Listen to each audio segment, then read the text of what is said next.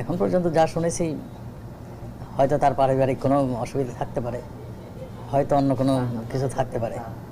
তো কাজেই আমরা এখন সুনির্দিষ্টভাবে আমরা কিছু বলতে পারছি না।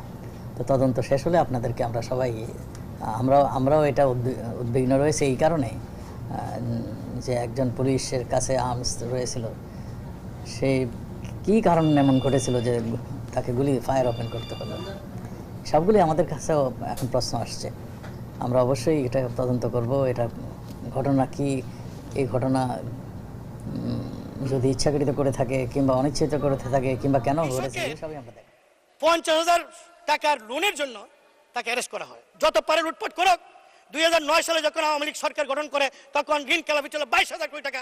আর আজকে আপনার বাংলাদেশ ব্যাংক হিসাব অনুযায়ী 1,80,000 কোটি টাকা আজকে। হালুয়াঘাট থেকে আমি চলে এসেছি এখানে রিক্সা চালাচ্ছেন কেন? ওখানে থাকতে পারি না, বাড়ি ভেঙে দিয়েছে। আমি কৃষক দলের একজন নেতা ছিলাম, ওই এলাকায় ইউনিয়নে আমার বাড়িটা ভেঙে দিয়েছে আমাকে।